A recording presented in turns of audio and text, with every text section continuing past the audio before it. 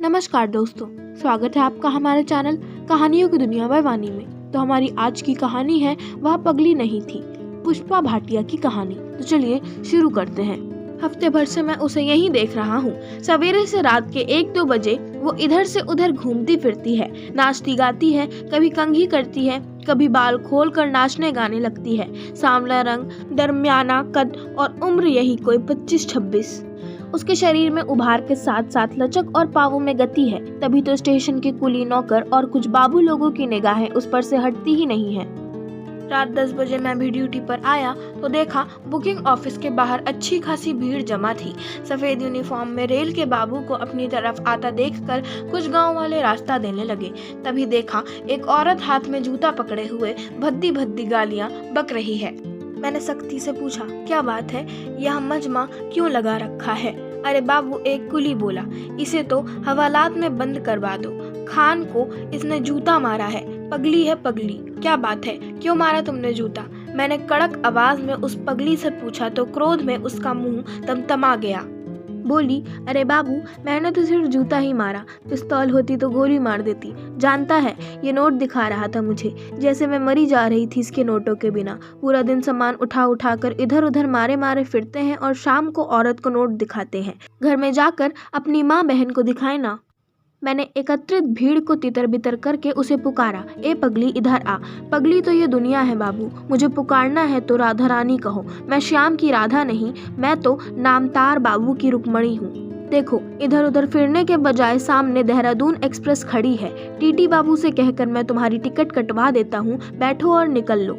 क्या मरना है मुझे? रोज रोज तो ये गाड़ियाँ टकरा जाती हैं। मैं तो हवाई जहाज पर भी नहीं बैठूंगी, अब तो वो भी टकरा जाते हैं। इंसान की लाश का भी पता नहीं लगता। मैं तो रॉकेट पर बैठूंगी, तू भी बैठेगा रॉकेट में? मैंने अपने आप से पूछा, क्या ये वाकई पागल है? रेल के दुर्घटनाओं से लेकर हवाई जहाज की दुर्घटनाओं तक का ज्ञान है इसे, रॉकेट को भी जानती है, फिर भला पागल कैसे है?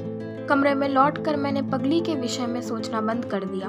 पास वाले काउंटर से अभिराम बाबू ने पूछा, पगली क्या कह रही थी? बड़ी हंस हंस कर बातें हो रही थी उससे तुम्हारी। यार, मुझे तो वो बिल्कुल पगली नहीं लगी, जवाब तो बड़ी तेजी से दे रही थी। मैंने काउंटर की खिड़की से झांका, उस किनारे वाली बेंच पर बैठी हुई वो जूड़ा बांध रही थी। मैंने हाथ के इशारे से उसे बुलाया, लेकिन उसने ध्यान नहीं दिया। मैंने राधा रानी कहकर पुकारा तो वो हंसते हुए मेरे काउंटर पर आ गई। अभिराम भी यहीं आ गया। बोला, रात के 2 बजने वाले हैं और तू इधर उधर फिर रही है, कहीं जाकर सो जा। अभिराम ने उसे डांटते हुए कहा, अरे बाबू, अगर रात को रोऊं नहीं, हंसू नहीं, गाली गलौज ना करूं तो मुझे पागल कौन कहेगा? लेकिन मुझे तो लगता है कि तू जरा भी पागल नहीं है, सब जानती है, समझती भी है। तू गलत कहता है बाबू, तेरी दुनिया का हर आदमी मुझे पागल समझता है, आज से नहीं बचपन से, जब मैं 3 साल की थी तभी से। सुनेगा मेरे पागलपन की कहानी? मैंने सहज ढंग से सिर हिला दिया तो उसने कहना शुरू किया, मैंने गरीब घर में जन्म लिया। पिता मुंशी के जंगलों में लकड़ियां काटता था, माँ मुंशी धर्मचंद के घर झाड़ू पोछा करती थी। एक दिन मुंशी की बेटी को चाबी वाली रेल से खेलते देखा तो मैं भी माँ के आगे रोने लगी। माँ, मुझे भी ऐसी ही रेल चाहिए। पगली कहेगी, हम भला इतनी महंगी रेल कैसे खरीद सकते हैं? तब मैं सिर्फ 3 साल की थी। अनजाने ही मेरे नन्हे दिमाग ने सवाल किया, क्या चाबी वाली रेल की इच्छा करना पागलपन की निशानी है? समय गुजरा, माँ का देहांत हो गया। मुंशी धर्मचंद के घर झाड़ू पोछा अब मैं करने लगी। एक दिन मुंशी के बेटे को किताबों के पन्ने पलटते देखकर मेरे मन में भी एक अभिलाषा जागी। बापू से बोली, मैं भी किताबें पढ़ूंगी, स्कूल भी जाऊंगी। बापू हंसकर बोला, पगली कहेगी। तब मैंने दोबारा सुना था ये शब्द। कुल 8 साल की थी मैं। तभी भी खुद ही से ही सवाल किया था मैंने कि अगर मुंशी का बेटा चाबी वाली रेल से खेल सकता है, स्कूल में पढ़ सकता है, तो फिर मैं पगली क्यों?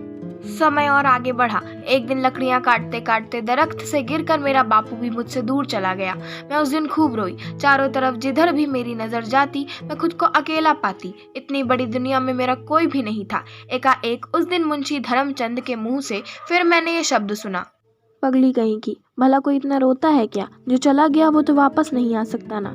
चल उठ, कुछ खा पी ले। मुंशी धर्मचंद मेरे लिए दयालु सिद्ध हुए। उन्होंने अपने ही घर में मुझे शरण दी तो मैं मन ही मन में उनकी पूजा करने लगी। मुझे उस घर में कोई भी कमी नहीं थी। मैं उनका पूरा ध्यान रखती। वो कभी कभी मेरे गालों पर चपत मारकर कहते, अब तो तेरा मन लग गया ना यहाँ। मैं शर्मा कर भाग जाती। एक दिन मेरी सोच गलत साबित हो गई। मुंशी जी ने चाय की प्याली पकड़ते पकड़ते मेरी कलाई बहुत जोर से पकड़ ली। फिर मुझे गोद में धकेल कर मेरे बालों को सहला कर मेरा मुंह चूमने लगे। मैंने उस समय उनकी आंखों में वासना की भूख देखी। उस दिन के बाद मैं उनसे बेहद सावधान रहने लगी। एक दिन घर में कोई नहीं था। 11 बजे तक घर का काम निपटा कर मैं बिस्तर पर लेटी तो गहरी नींद में सो गई। अचानक मुझे अपने शरीर पर कुछ रेंगता सा महसूस हुआ। मैं जल्दी से उठ खड़ी हुई। सामने मुंशी धर्मचंद खड़ा था। जब तक मैं अपने आप को संभालती, वो एक जंगली जानवर की तरह मुझ पर टूट पड़ा। समझ में नहीं आ रहा था मैं क्या करूं। सामने कांच का एक जग रखा था। मैंने जग को उठाकर जैसे ही उसके सिर पर मारा, उसकी पगड़ी छिटक गई और खून की बूंदें गिरने लगी। न जाने कैसे मैंने खुद को संभाला और अपने नग्न शरीर को मुंशी की पगड़ी से ढककर कमरे से बाहर निकल आई। उस दिन मैंने फिर वही शब्द सुना, पगली। अपना अनिश्चित भविष्य लेकर मैं किसी तरह स्टेशन पर पहुंची।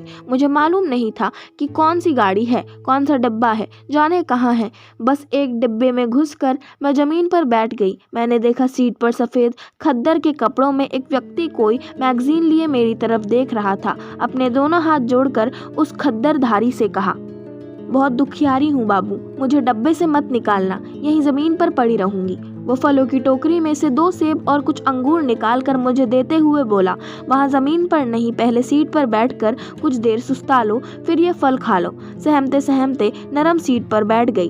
पानी पिया, 1-2 नहीं, पूरे 3 गिलास। फिर फलों पर टूट पड़ी। अचानक उस खद्दरधारी के चेहरे पर मुस्कान तिर आई। अपने बटुए में से 100-100 के नोट निकालकर मुझे देते हुए बोला, इन्हें अपने पास रख लो, काम आएंगे। कांपते हाथों से मैंने नोट थाम लिए। वो सीट पर मेरे करीब बैठ गया और मेरी पीठ पर हाथ फेरने लगा। मुझे उस समय उस सज्जन में मुंशी धर्मचंद का रूप नजर आने लगा। वही वासना से भरी नजरें, वही चेहरा। मैं बिफर कर खड़ी हो गई। वो मुझसे जबरदस्ती करना चाह रहा था। तभी मेरी नज़र जंजीर पर चली गई और फिर जंजीर पकड़कर लटक गई। मेरी ये हरकत देखकर वो एकदम से परेशान हो गया और खिड़की के पास खड़े होकर जोर जोर से चिल्लाने लगा, अरे कोई है गार्ड साहब, इस डब्बे में एक पगली घुसाई है, निकालो इसे, सफ़र करना भी मुश्किल हो गया है। फिर वही पगली, अरे बाबू क्या क्या बताऊं, 3 वर्ष से 26 वर्ष तक यही शब्द तो सुनती आई हूँ। सहानुभूति से द्रवित होकर मैंने पूछा, आगे सुनाओ, फिर क्या हुआ? फिर मुझे उसी गाड़ी का टीटी मिला नामतर। एक दिन इशारे से मुझे अपने पास बुलाकर उसने चाय की एक प्याली मुझे पीने को दी। फिर मेरी पूरी बात ध्यान से सुनकर बोला, तुझे सहारा चाहिए ना राधा रानी, मैं दूंगा तुझे सहारा। फिर होठों ही होठों में बुदबुदाकर बोला, मुझे किसी की परवाह नहीं है, मैं खुद अपनी मर्जी से अपना घर बनाऊंगा और तुझे अपनी रानी बनाकर रखूंगा। वो मुझे एक छोटे से कमरे में ले आया। 2 चारपाइयाँ व एक बिस्तर जैसे तैसे जुटाए, 4-6 बर्तन भी खरीद लिए। जिंदगी में पहली बार मुझे किसी ने इतना प्यार दिया था। नामतर पर विश्वास करने को जी चाहने लगा था। हर दूसरे तीसरे दिन वो आता, बढ़िया बढ़िया चीजें लाता, मैं उसके लिए खाना बनाती, उसके कपड़े धोती, उसके कपड़ों में बटन टाकती। वो मुझे सिनेमा दिखाता, बगल वाली मार्केट की सैर कराता और फिर अपनी बाहों में जकड़कर खूब दुलारता। प्यार से मेरे बालों पर हाथ फेरता और फिर जल्दी आने का वादा करके काम पर चला जाता। मेरे मन को पूरी संतुष्टि मिल गई थी। अब कहीं कोई अरमान बाकी नहीं था। लेकिन मेरे भाग्य में अभी भी ना जाने क्या क्या शेष था। एक दिन ट्रेन के फुटबोर्ड से पांव फिसल कर मेरा नामतर पटरियों के बीचों बीच कट कर संसार से विदा हो गया। मैं उसकी कटी फटी लाश से लिपट कर रो रही थी और लोग मुझे दुत्कार कर पूछ रहे थे, क्या रिश्ता था तेरा उस टीटी से? और मैं चिल्ला चिल्ला कर कह रही थी, मेरा सब कुछ तो वो ही था, मेरा घर, मेरा प्रेमी, मेरा पति, मेरा सुहाग। और मैं जोर जोर से रोने लगी थी। तभी मैंने सुना कोई कह रहा था, टीटी ने तो शादी की ही नहीं थी, यह कोई पगली है, झूठ बोल रही है, हटाओ इसे। और मैं सचमुच दूर कर दी गई। आखिरी बार उस पवित्र आत्मा के कटे फटे शरीर को जी भरकर देख भी नहीं पाई। एकाएक वो रुक गई, फिर मेरी तरफ गौर से देखकर बोली, बाबू, मैंने जो आप बीती तुझे सुनाई है वो किसी को मत बताना, नहीं तो मुझे कोई पगली नहीं कहेगा। और मैं हैरान सा ना जाने किस सोच में पड़ गया था। आशा करती हूँ आपको हमारी आज की कहानी वो पगली नहीं थी पसंद आई होगी। अगर आपको हमारी आज की कहानी पसंद आई हो तो हमारे चैनल को सब्सक्राइब करें, वीडियो को लाइक करें और बेल आइकन दबाना ना भूलें। और हमें कमेंट कर ज़रूर बताएं कि आपको कैसी कहानियाँ पसंद है। हम वैसी ही कहानियाँ आपके लिए ज़रूर लाते रहेंगे। धन्यवाद।